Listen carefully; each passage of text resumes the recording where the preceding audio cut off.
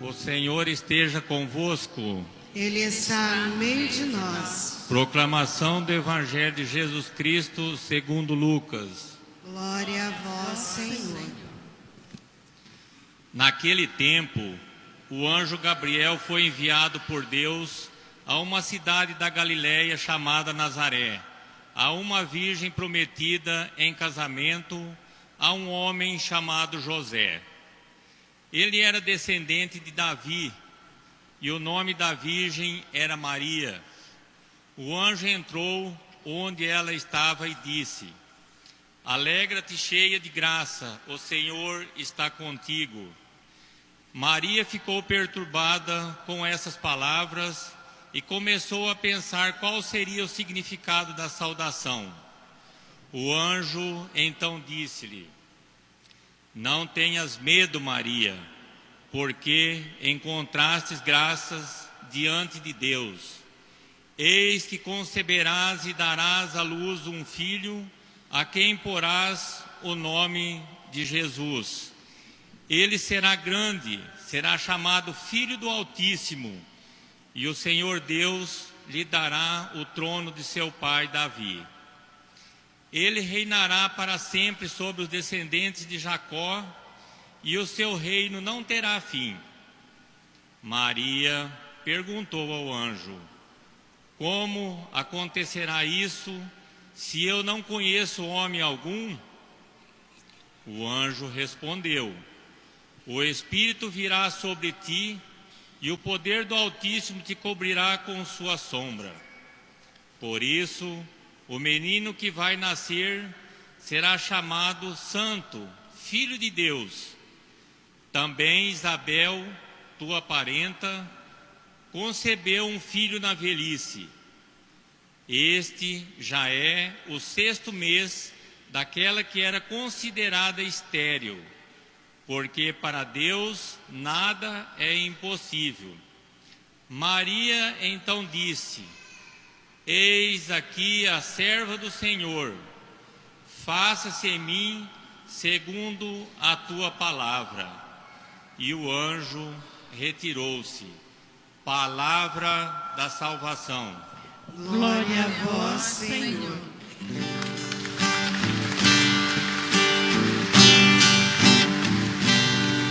Ó Senhor, eu cantarei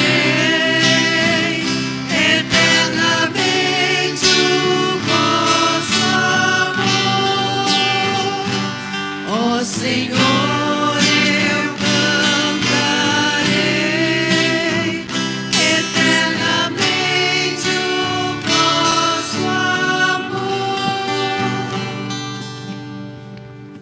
irmãos e irmãs, aqui presente na Igreja Matriz, também aqueles que nos acompanham pelas rádios Nova Era e Colina do Vale. Nós já estamos no 4º domingo do tempo do Advento. O que significa para nós esse período? Primeiro vamos entender o que significa a palavra advento. Advento quer dizer o que há de vir, o que nós esperamos, o que nós aguardamos.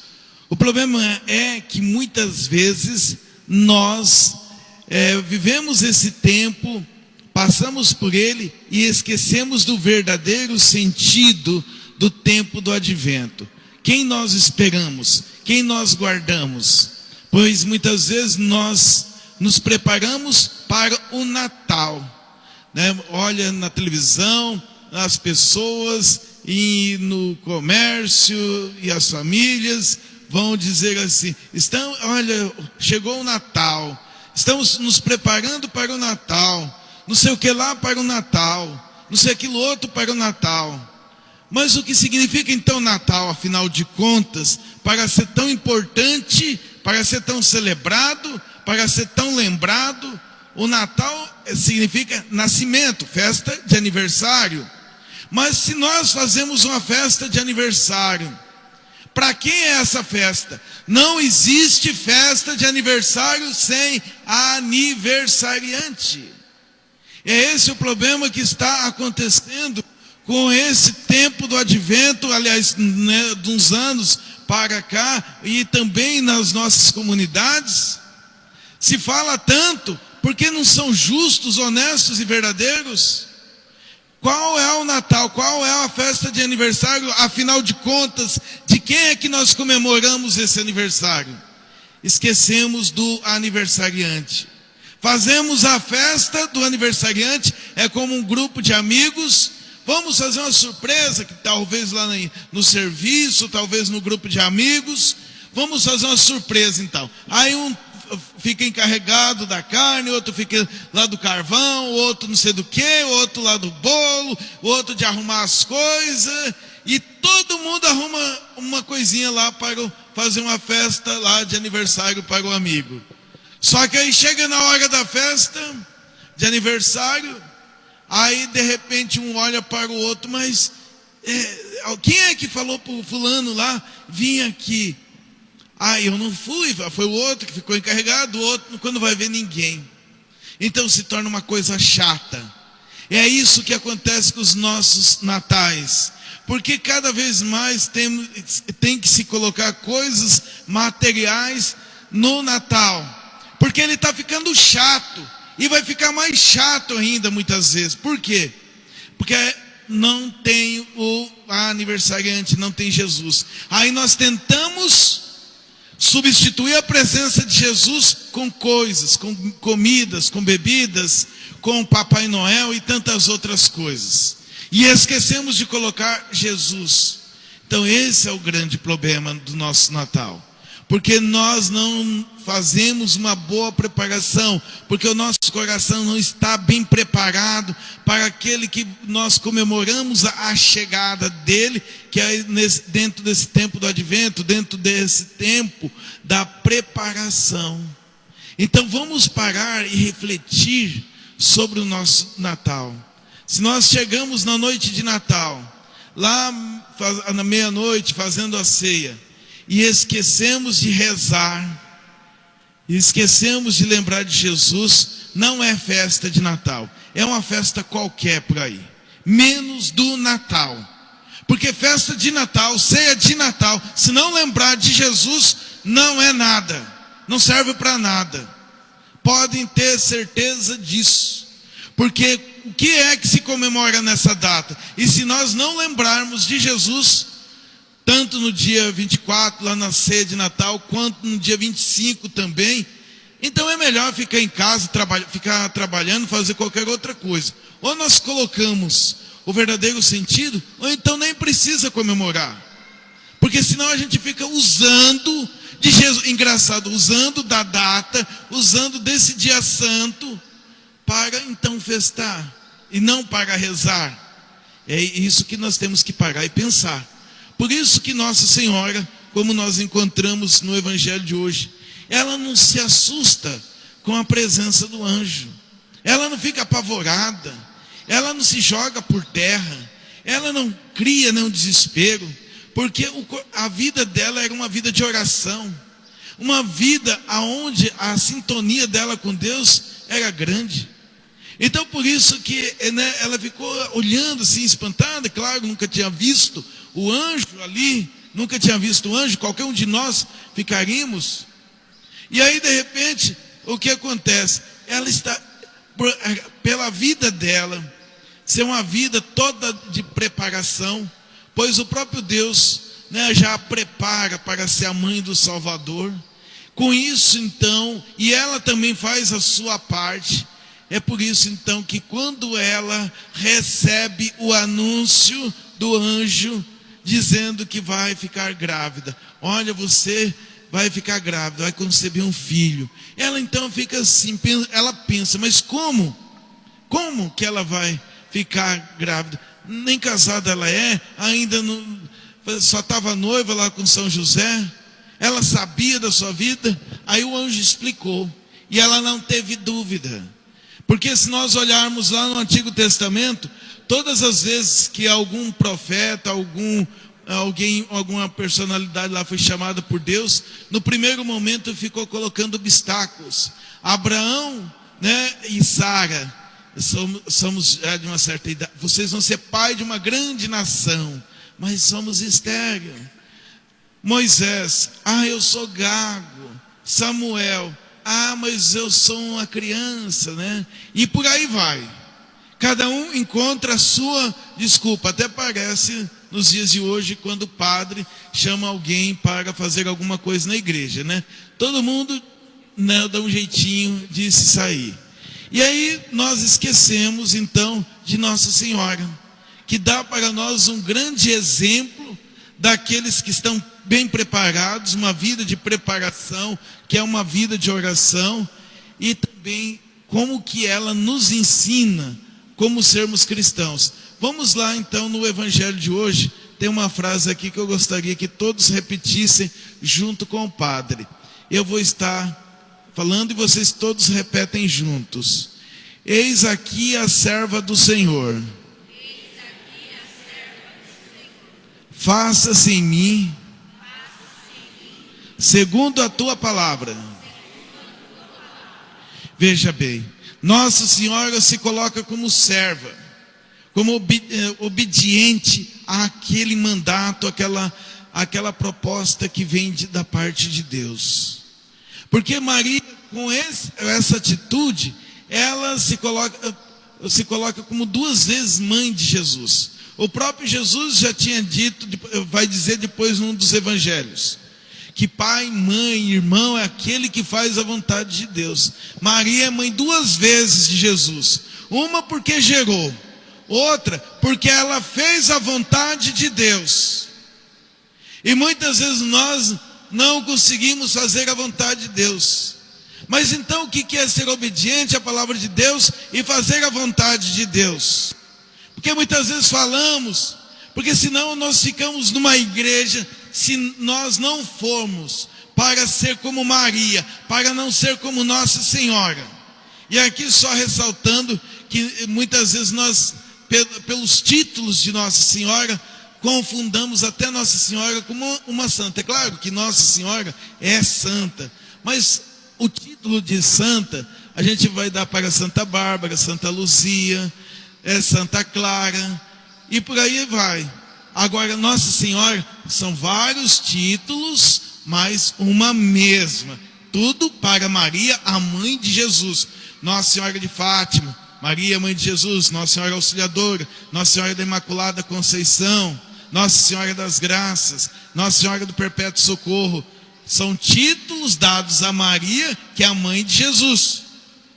Por isso nós chamamos de Nossa Senhora, por ser a mãe de Nosso Senhor. Mas ela se coloca como serva, como obediente.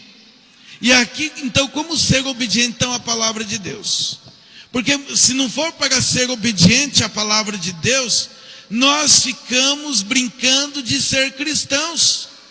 O padre, né, senão é aquela história, o padre finge que é padre e nós fingimos que somos católicos. Senão fica esse joguinho, essa brincadeira. E ser católico, ser cristão não é brincadeira. Quando nós olhamos então, mas padre, qual que é? Então fala, afinal de contas. É o seguinte, Jesus disse: eu estive com fome e me deste de comer, eu estive com sede e me deste de beber, preso, doente e me visitastes. É ter as atitudes de Jesus, é seguir o que Ele nos coloca, é perdoar o irmão. Quantas vezes devo perdoar meu irmão? Pergunta São Pedro. 7 vezes? Jesus, não, 70 vezes 7. E quantas vezes nós encontramos pessoas que é claro que uns e outros, cada um tem a sua vida, a sua história, tem a dificuldade de perdoar, a dificuldade de se abrir para o amor. Mas quem tem a dificuldade reconhece, já está no processo de cura, já está no processo de libertação. Mas aí tem pessoas que não estão nem aí, brigam, não se conversam mais, chega o Natal, não vai na casa dos pais, às vezes para não encontrar o irmão. E às vezes, né, tem pessoas que é pai e mãe, já tem seus filhos, e eles acabam também provocando a dor nos seus pais. Às vezes, né, pais que às vezes não entendem os filhos. Então, quer dizer, é perdoar. Jesus mandou perdoar. Então, se não for para fazer isso, nós estamos brincando de ser cristãos. Nós não estamos sendo obedientes. Por isso que Maria se torna modelo para nós. Porque aí nós vamos poder ser como aquilo que Jesus nos pede. Façais aos homens aquilo que quereis que eles vos façam. Eu vou fazer para o outro o que eu gostaria que o outro fizesse a mim. Então isso é o ensinamento de Jesus. Então quer dizer, eu vou fazer o bem para o outro, porque eu não quero que ninguém me faça o mal. Isso é fazer a vontade de Jesus. Então vejam bem quantos ensinamentos, quantas coisas nós temos e nós não somos obedientes. Por isso que nós temos os tempos litúrgicos na igreja, justamente para que nós possamos ir nos aprofundando nesses conhecimentos, nessas reflexões. Quando nós nos esquecemos do verdadeiro sentido de uma religião verdadeira, para depois retornarmos. Por isso o tempo do advento. Muitas vezes nós nos esquecemos o que significa a espera, o Natal. Por isso essa preparação. Então vejam bem, vamos então olhar para Nossa Senhora. Nessa frase também tem uma reflexão que eu gostaria de fazer com vocês. Aqui é uma coisa pessoal minha, tá? Eu vou dizer, porque de repente eu estou falando besteira e eu não quero deixar no ar que foi ninguém. É uma reflexão minha, que eu tenho uma desconfiança que quando Jesus, ele compôs a oração do Pai Nosso, ele estava em sintonia com Maria. Eu acho que ele se espelhou em Nossa Senhora para fazer a oração do Pai Nosso. E como que eu posso dizer isso? Porque veja bem, esta mesma frase, se nós pegarmos aqui: eis aqui a serva do Senhor, faça-se em mim segundo a tua palavra, seja feita a vossa vontade, assim na terra como no céu. Não é o mesmo sentido da frase? Então, olhando assim para esta situação de Nossa Senhora, como ela se coloca, depois a gente vê que Jesus, ele vai e diz, na oração do Pai: seja feita a vossa vontade. Já pensou se nós realmente fizéssemos como faça-se em mim segundo a tua palavra, a palavra de Deus, seja feita a vossa vontade, assim na terra como no céu. É a mesma coisa, dita de uma outra forma, mas que no fundo tem o mesmo sentido, de fazer a vontade de Deus, de poder seguir os seus ensinamentos. Vamos pensar, vamos refletir sobre esse tempo de preparação, que nos ajuda a refletir a nossa vida cristã, a nossa caminhada dentro da igreja, a nossa maneira de ser como pessoas, dentro e fora da igreja, como irmãos, como vizinhos, como cristãos, em todos os lugares. Porque ser cristão preparado não é só ser dentro da igreja, mas também é fora da igreja. Então por isso esse tempo deve nos ajudar a fazer essa reflexão, e Maria deve nos ensinar que o caminho daqueles que seguem a Deus é o da obediência, como fala na segunda leitura o apóstolo São Paulo, onde todos os povos devem ser obedientes à fé. Não, obedientes não significa discutir, como muitas vezes algumas pessoas querem discutir pontos da fé. A obediência, fé vem pela obediência. Aqueles que são obedientes é sinal daqueles que têm fé. Louvado seja o nome de nosso Senhor Jesus Cristo.